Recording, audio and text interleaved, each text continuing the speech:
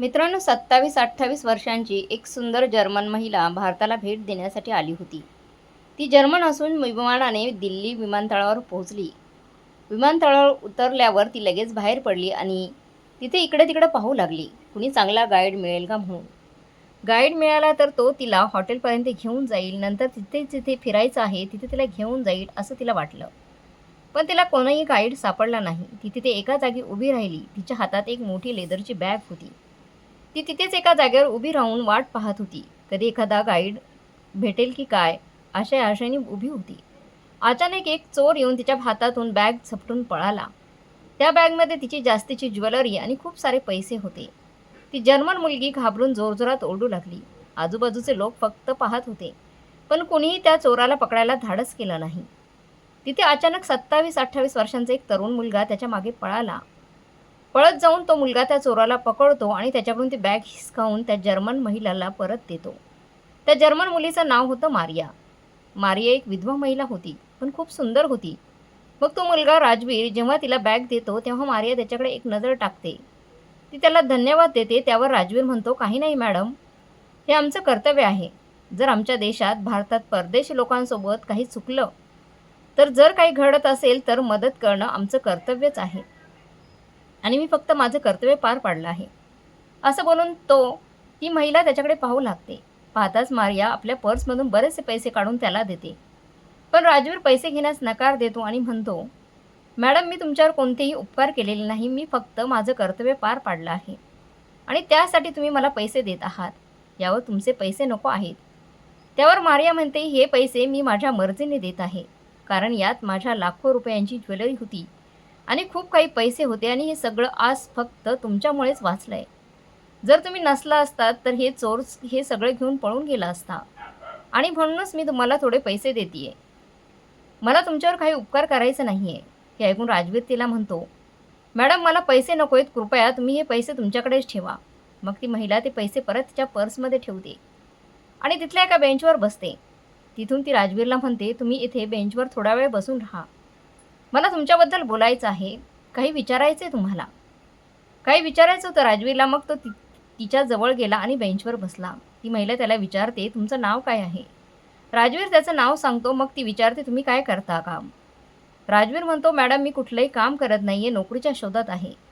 आजही नोकरीसाठी येतोय, पण अजून काही मिळालेली नाही नोकरी. मी चांगला शिकलेला आहे. इंग्रजीसह MA केलेलं आहे, पण तरी नोकरी काही चांगली मिळत नाही. आज एअरपोर्टवर नोकरीच्या शोधात आलो होतो. इथे आल्यानंतर असं काही झालं की मला अजूनही कुठलीही नोकरी मिळालेली नाही आणि मी थोडा निराश होऊन घरी परत चाललो होतो. तेव्हाच मी पाहिलं की एक चोर तुमची बॅग घेऊन पळत जात होता. राजवीर बोलत होता आणि ती जर्मन महिला मारिया फक्त त्याच्याकडे बघत होती. हा काय बोलतोय, काय करतोय असं म्हणत. नंतर ती जर्मन मुलगी त्याला म्हणाली, तुम्ही माझा गाईड होऊ शकाल का. मी इथे एका महिन्यासाठी आली आहे. एक विधवा महिला आहे आणि मला 1 महिना भारतभर फिरायचं आहे. संपूर्ण दिल्ली पाहायची आहे, फिरायचं आहे आणि दिल्लीच्या आजूबाजूला जितकेही चांगली शहरं आहेत ती सगळी मला बघायची आहेत. तितके चांगली ठिकाणं असतील ती सगळे मला फिरायचे आहेत. माझ्याकडे पैसे कमी नाही, कमी पैशांना काहीच कमी नाही.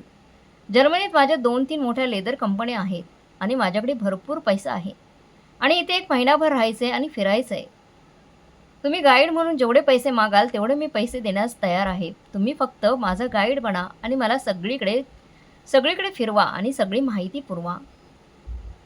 त्यावर राजवीर म्हणतो, ठीक आहे मॅडम, तुम्ही म्हणाल तर मी तुम्हाला भारतभर फिरवायलाही तयार आहे. आता त्यानंतर दोघे बेंचवरून उभे होतात. मारिया राजवीरला म्हणते, मी हॉटेल बुक केलंय, आधी तिकडे जाऊया. मग ती म्हणते, तुम्ही एक टॅक्सी बुक करून बोलावून घ्या. असं सांगून मारिया राजवीरला काही पैसे देते. राजवीर टॅक्सीवाल्यांकडे जातो, ॲड्रेस देतो आणि टॅक्सी बुक करतो. नंतर मारिया आणि राजवीर जेव्हा हॉटेलवर पोहोचतात, मारिया टॅक्सीवाल्याला सांगते, उद्यापासून मला इकडून तिकडे दिल्लीमध्ये इथे जिथे जायचं असेल तिथे फिरायचं आहे. मला तिथून तुमची टॅक्सीने घेऊन चला. त्यासाठी मी तुम्हाला जितके तुम्ही पैसे मागाल तेवढे मी पैसे देईन. तुम्हाला जास्त पैसे हवे असतील तर तेही देईन, पण तुम्ही व्यवस्थित मला फिरवायचं आहे. त्यावर टॅक्सीवाला तयार होतो आणि म्हणतो, मॅडम, काही हरकत नाही. उद्यापासून तुम्हाला जिथं कुठं फिरायचं असेल मी तुम्हाला फिरवायला तयार आहे. मग मारिया त्याला म्हणते, उद्याची सकाळी 10 वाजता इथे येऊन तुमची टॅक्सी घेऊन पोहोचा. टॅक्सीवाला होकार देतो, मान हलवतो आणि मारिया आणि राजवीर खाली उतरतात. तो आपली टॅक्सी घेऊन निघून जातो. मारिया आणि राजवीर त्या हॉटेलमध्ये निघाले. मारिया राजवीरला घेऊन ज्या रूमचं तिने बुकिंग केलं होतं तिकडे गेली. राजवीर तिची लेदरची बॅग घेऊन तिच्या मागे मागे त्या हॉटेलमध्ये निघाला आणि तिच्या रूममध्ये पोहोचला. मारिया एका वेटरला बोलावून 2 कॉफी मागवली. दोघे कॉफी पित होते आणि मग मारिया थोडा वेळ राजवीरसोबत गप्पा मारल्या. नंतर राजवीर म्हणाला, मॅडम मी आता निघतो. त्यावर मारिया म्हणाली, उद्या सकाळी 10 वाजता मी टॅक्सीवाल्याला बोलवलं आहे. तुम्ही उद्या सकाळी 10 वाजता हॉटेलवर पोहोचा आणि दिल्लीतले सगळे महत्त्वाचे ठिकाणं मला फिरायची आहेत ती मला दाखवा, असं राजवीर मारियाला सांगतो. तो म्हणतो, मॅडम मी उद्या सकाळी 10 वाजण्याआधीच इथे हजर होईन. मग राजवीर तिथून निघून जातो. दुसऱ्या दिवशी सकाळी 10 वाजता तो हॉटेलला पोहोचतो. तिथे पोहोचताच त्याने टॅक्सीवाल्याला अगदी वेळेवर हॉटेलवर पोहोचवलेलं असतं. मारिया तयार होऊन बसलेलीच असते. मग ते तिघे एकत्र टॅक्सीने फिरायला निघतात. मग ते टॅक्सीवाल्याला त्यांना घेऊन लाल किल्ला, राजपथ, राष्ट्रपती भवन, चांदनी चौक अशा अनेक ठिकाणी सकाळपासून संध्याकाळपर्यंत त्यांना फिरवतो. मारियाला ही सगळी ठिकाणं फिरवून खूप मजा येते. त्यात ती संपूर्ण दिवसाचा खर्च, हॉटेलचा खर्च, जेवण खाण्याचा, पाण्याचा खर्च, फिरण्याचा सर्व खर्च स्वतः करते आणि त्यांच्यावरील खर्च तीच करते. दिवसभर तिघे खूप एन्जॉय करतात. तिघांचा दिवस खूपच धमालपणात जातो. संध्याकाळ झाली. रात्र होताच तिघे दिल्लीवरून फिरून परत त्यांच्या हॉटेलवर पोहोचतात आणि दुसऱ्या दिवशी आग्र्याला ताजमहल पाहायला जाण्याचा प्लॅन करतात. ताजमहल बघायचा प्लॅन करतात आणि दुसऱ्या दिवशी सकाळी 10 वाजता तिघे पुन्हा एकत्र जमतात. मग आग्र्याला निघतात. ताजमहल पाहून मारिया आजूबाजूला बऱ्याच ठिकाणी फिरायला लागते. संध्याकाळ होताच परत दिल्लीला निघतात. पण वाटेतच फिरल्यामुळे मारियाची तब्येत खूप खराब होते. तिला पोटात दुखू लागते, उलट्या होतात, त्रास वाढतो आणि तापही येतो. तिची अशी अवस्था पाहून राजवीर आणि टॅक्सी ड्रायव्हर दोघेही घाबरतात. आता काय करायचं हे समजत नाही त्यांना. राजवीरला खूप काळजी वाटू लागते. तो खूप चिंतेत होतो. दिल्लीला पोहोचताच राजवीर मारियाला उचलून हॉटेलच्या रूममध्ये घेऊन जातो आणि तिला तिच्या बेडवर झोपवतो. वेदनेने ती त्रास होती. तिला बेडवर झोपवतो. मारियाला खूप त्रास होत होता. उलट्या अजूनही सुरू होत्या. तिचं पोट अजूनही दुखत होतं. शिवाय डोकंही खूप दुखत होतं. तिला चक्कर येत होती. अंगात ताप भरला होता. तापामुळे तिचं शरीर थरथर कापत होतं. राजवीर धावत डॉक्टरांना बोलवायला गेला. डॉक्टरांनी पाहिल्यावर सांगितलं की मारियाला फूड पॉयझनिंग झालंय, त्यामुळे उलट्या होत आहेत आणि हे सगळे प्रॉब्लेम आहेत. मी आता तिला काही औषधं लिहून देतो, औषधं घ्यायला सांगा. अर्ध्या तासात त्यांना थोडं बरं वाटेल. तिला विश्रांतीची गरज आहे. सकाळपर्यंत काही फरक पडला नाही तर मी सकाळी येऊन पुन्हा तपासणी करेन. तपासणी झाल्यानंतर डॉक्टर्स निघून जातात आणि राजवीर मारियाजवळ तिथेच थांबतो. तिच्या शेजारी बसतो. राजवीर मारियाला अशा अवस्थेत सोडून कुठेही जाऊ शकत नव्हता, कारण तिला खूप त्रास होत होता. मारिया तापामुळे बेशुद्ध झाली होती. तापाने तडफडत होती. सतत उलट्या होत होत्या. तिची तब्येत इतकी नाजूक झाली होती की राजवीर तिला सोडून घरीसुद्धा जाऊ शकत नव्हता. त्यामुळे राजवीर मारियासोबत त्याच हॉटेलमध्ये राहण्याचा निर्णय घेतो. राजवीर मारियाच्या कपाळावर थंड पाण्याच्या पट्ट्या लावत होता. कधी तिचं डोकं दाबत होता, कधी हातपाय दाबून देत होता. तिला उठल्यावर औषध देत होता. कधी ती उलट्या करत असली तरी तो सगळं साफ करत होता. रात्री 12 वाजेपर्यंत तो मारियाची काळजी घेत होता. त्यानंतर थोड्या वेळाने मारियाचा ताप कमी होऊ लागतो आणि ती शांत झोपते. मारियाला झोपल्यावर राजवीर तिच्या शेजारी एका सोफ्यावर बसतो. तिथे तो जाऊन मारियाला झोपवतो. अर्धा तास 1 तास झोपली असेल ती आणि अचानक डोळे उघडले. मग ती उठली आणि बसली. तिचं लक्ष राजवीरकडे गेलं. राजवीरला पाहून तिला असं वाटलं की तो किती साधाफोळा माणूस आहे, किती निष्पाप आहे आणि तो किती चांगला माणूस आहे. आज जर तो नसता तर माझं काहीही होऊ शकलं असतं. ताप खूप वाढला होता. माझी अवस्था खूप वाईट होती. जर तो नसता तर माझं काय झालं असतं मला माहीत नाही. तो घरी गेला नाही. रात्रभर माझ्यासोबतच राहिला, माझी काळजी घेत राहिला आणि आता जेव्हा मला थोडा आराम मिळाला तेव्हा मी अगदी एखाद्या निरागस मुलासारखा शांत झोपला आहे. तो सोफ्यावर झोपलेला असताना जर तिथे दुसरं कोणीतरी असता तर त्याने नक्कीच गैरफायदा घेण्याचा प्रयत्न केला असता.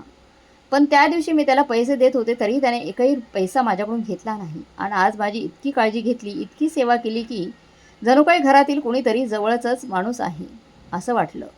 हे सगळं मनात येतच तिच्या डोळ्यातून अश्रू आले. ती उठली, सोफ्याजवळ गेली, त्याच्या शेजारी बसली आणि त्याच्याकडे एकटक पाहू लागली. मग हळूच तिचा हात त्याच्या चेहऱ्यावर फिरायला लागला. तितका राजवीर जागा झाला आणि घाबरून उभा राहिला आणि त्यांना विचारलं, काय झालं मॅडम, काही प्रॉब्लेम आहे का? तुमची तब्येत कशी आहे? ती त्याच्या डोळ्यात बघू लागते. त्याच्या डोळ्यात अश्रू असतात. राजवीर पुन्हा विचारतो, मॅडम खरं काय झालंय? तुम्हाला बरं वाटतंय का? काय रडताय तुम्ही? तेव्हा मारिया म्हणते, काही नाही, हे आनंदाचे अश्रू आहेत. मी तुझ्याबद्दल विचार करत होती. आज तू नसतास तर माझी काय अवस्था झाली असती. त्या दिवशी तू माझे लाखो रुपयांचे दागिने आणि सगळे पैसे वाचवले, पण माझ्याकडे कडून एकच पैसा घेतला नाहीस. मी आजपर्यंत तुझ्यासारखा प्रामाणिक माणूस पाहिलेला नाही. असं बोल ती परत रडू लागते. ती थांबल्यावर राजू तिला म्हणतो, मॅडम तुम्ही जाऊन थोडा वेळ झोप घ्या. मला सुद्धा थोडा आराम हवा आहे.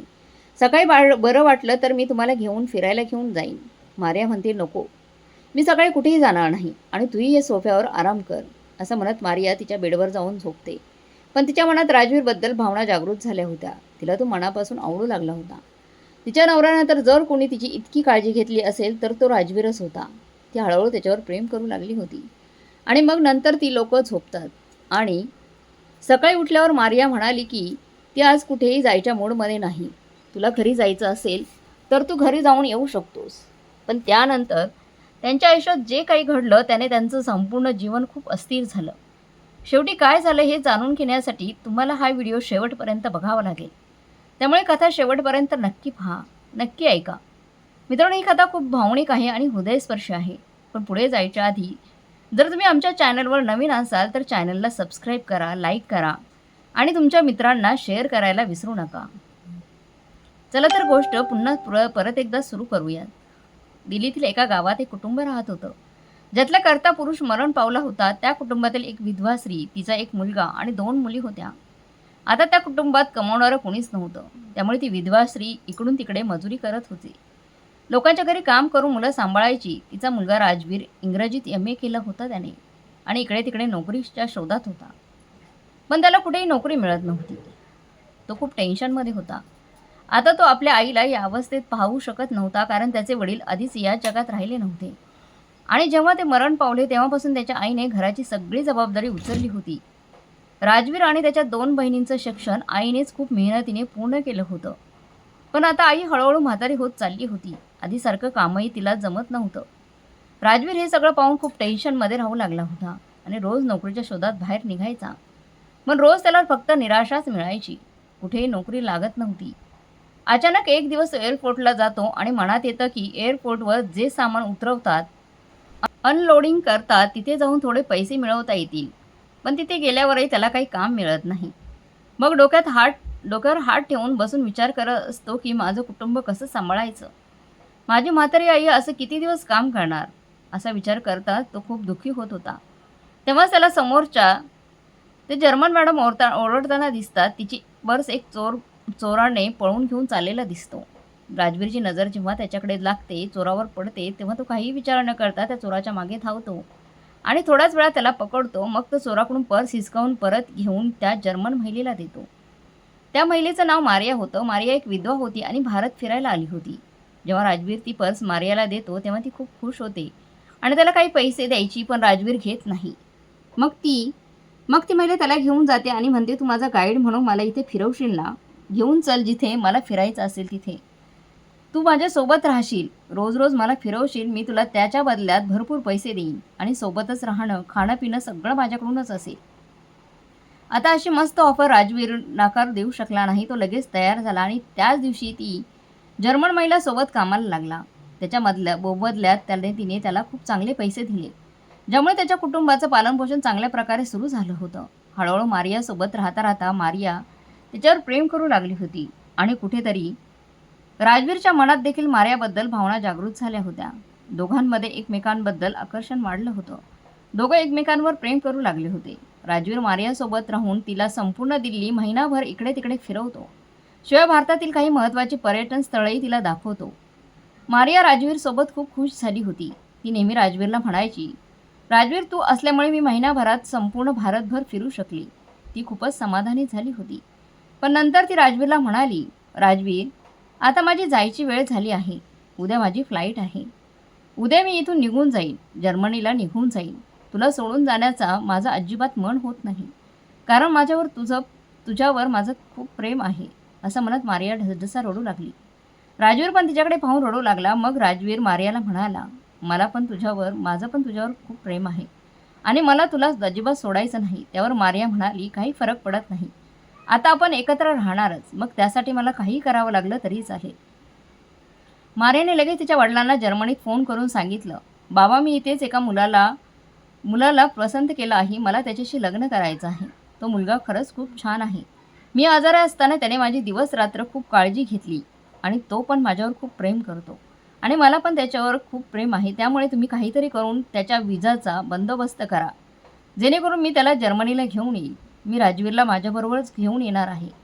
आता जेव्हा ही गोष्ट मारियाचे वडील ऐकतात की एक भारतीय मुलाने त्याच्या मुलीची खूप काळजी घेतली आणि तिचं प्राण जपलं, तेव्हा ते खूप खुश होतात आणि म्हणतात, बेटे तू अजिबात काळजी करू नकोस. काहीही झालं तरी त्याच्या विजाचा बंदोबस्त मी करेन. पण त्याला फक्त इकडून तिकडे येण्याचा फक्त विजा मिळेल. पण इथे आल्यानंतर मी त्याच्या राहण्याचा, नागरिकत्व मिळवण्याचा सगळा बंदोबस्त करून देईन. मग तो त्याला तिथे आरामात घेऊन येऊ शकेल. त्यानंतर तिचे वडील विजा 10-15 दिवसांसाठी ॲक्सिडेंट करून देतात आणि तिला सांगतात की अजून 15 दिवस तिथेच त्या मुलासोबत राहू शकतेस, जोपर्यंत त्याचा विजा तयार होत नाही तोपर्यंत. मग 10-15 दिवसानंतर जेव्हा त्याचा विजा तयार होईल तेव्हा तू त्याला घेऊन जर्मनीला येऊ शकतेस. जर्मनीला जाण्याआधी राजवीर त्याच्या बहिणींना आणि आईला भेटायला जातो आणि आईला म्हणतो, आई तू अजिबात काळजी करू नकोस. मी लवकरात लवकर तिकडून तुम्हाला भरपूर पैसे पाठवेन. मग मी या दोघींचं लग्न जोरात आणि धूमधडाक्यात करून देईन आणि जेव्हा कधी मला संधी मिळेल तेव्हा मी तुमच्याजवळ परत येईल भेटायला. तेव्हा त्याच्या आईलासुद्धा खूप आनंद झाला की त्यांच्या मुलाला एक चांगली विदेशी सून मिळाली आहे. ती खूप पैसेवाली आहे, पण त्याच्यावर खूप प्रेम देखील करते. शिवाय आता त्यांच्या घरातील सगळे प्रॉब्लेमसुद्धा सॉल्व्ह होणार आहेत. तिच्या बहिणीसुद्धा खूप खुश होतात. मग त्यानंतर सगळ्यांना भेटून झाल्यानंतर राजवीर मारियासोबत जर्मनीला निघून जातो. जर्मनीला तो फक्त व्हिजावर आलेला असतो, पण तिथे मारियाचे वडील खूप श्रीमंत असतात. त्यांची तिथे मोठमोठ्या लोकांमध्ये चांगली ओळख असते. त्यामुळे काही दिवसातच ते राजवीरला तिथलं नागरिकत्व मिळवून देतात. मग मारियाचे वडील राजवीरसोबत मारियाचं जोरदार लग्न करतात. आता दोघं नवरा बायको बनून तिथे जर्मनीमध्ये एकत्र राहायला लागतात. मारिया खूप श्रीमंत घराण्यातील मुलगी होती. तिच्या 2-3 मोठमोठ्या लेदर कंपन्या होत्या. पैशांची त्यांच्याकडे काही तुटवडा नव्हता. ती राजवीरला पैसे द्यायची आणि राजवीर ते पैसे आपल्या भारत देशात आपल्या आईच्या नावावर आणि बहिणीच्या नावावर पाठवून देत होता. आता त्याचं घर त्या पैशात खूप छान चालू लागलं होतं. राजवीर मारियाच्या लेदरच्या मोठमोठ्या कंपन्या स्वतः सांभाळू लागला होता. आता तोही चांगले पैसे कमावू लागला होता. जवळपास 1 वर्षानंतर राजवीर मारियाला घेऊन भारतात परत येतो आणि तिथं त्याला म्हणतो, मी 1-2 महिने इथेच राहणार आहे. मग माझ्या बहिणींना चांगली जागा दाखवून त्यांना मुलं बघून त्यांचं लग्न लावून देणार आहे. एकदा का त्यांची लग्न झाली की मी माझी आईला घेऊन जर्मनीला जायचं ठरवलं आहे. तेव्हा मारिया म्हणाली, मला काही हरकत नाही. आपण आईलासुद्धा तिथून घेऊन जाऊया. मग त्यांनी आईचा विजा तयार करून तिची नागरिकता घेतली. त्यानंतर दोघं 2-3 महिने भारतातच राहिले. त्या दरम्यान त्या दोघी बहिणींचं छान ठिकाणी पाहून थोड्या धूमधडाक्यात लग्नही लावून दिलं. मग आईला घेऊन ते जर्मनीला निघाले. आता राजवीरची आईसुद्धा जर्मनीमध्ये राहू लागली होती आणि राजवीर त्यांच्या बायकोसोबत खूप हसत खेळत आनंदाने तिथे राहू लागला होता. काही दिवसानंतर राजवीर देखील खूप श्रीमंत झाला, कारण त्याच्याकडे आधीच खूप पैसेच होते. त्यामुळे तिच्याकडे असलेल्या कंपन्या राजवीर स्वतः हाताळू लागला होता. जवळपास कंपनीचे सगळे हक्क राजवीरकडेच होते, कारण मारिया तिच्या वडिलांची एकुलती एक मुलगी होती आणि त्यामुळे सगळं काही राजवीरकडेच येतं. राजवीर खूप छानपणे आपल्या सगळ्या कंपन्या सांभाळू लागतो. जवळपास 1.5 वर्षांनी त्यांना एक मुलगी आणि त्यानंतर एक मुलगा पण झाला. त्यांचं कुटुंब आता खूप हसत खेळत आनंदाने राहू लागलं होतं. आईसुद्धा त्याच्यासोबत होती. संपूर्ण कुटुंब एकत्र खूप मजा करत होते. सणासुदीला एकत्र आपल्या गावीसुद्धा येणं होत होतं. गावातील लोकांना भेटणं, त्यांच्याबरोबर मस्त वेळ घालवणं, भारतभर भरपूर दिवस राहून मग पुन्हा जर्मनीला निघून जायचं. त्यांची लाईफस्टाईल आता खूप छान सेटल झाली होती. राजवीर खूप चांगल्या प्रकारे आपली लाईफ एन्जॉय करत होता. तर मग मित्रमैत्रिणी, ही होती एका विदेशी महिलेची गोष्ट जी भारत फिरायला आली होती. पण एका गरीब मुलाला, ज्याला खाण्यापिण्याची तंगी होती, असल्या मुलाला आपल्यासोबत ठेवून त्याच्याशी लग्न केलं आणि त्याचं संपूर्ण आयुष्य सुधारलं. तर मग मित्रमैत्रिणींनो, तुम्हाला ही आजची कथा कशी वाटली कमेंट बॉक्समध्ये नक्की कळवा. व्हिडिओ आवडला असेल तर लाईक, शेअर, सबस्क्राईब नक्की करा. भेटूया पुढच्या कथेत. तोपर्यंत धन्यवाद.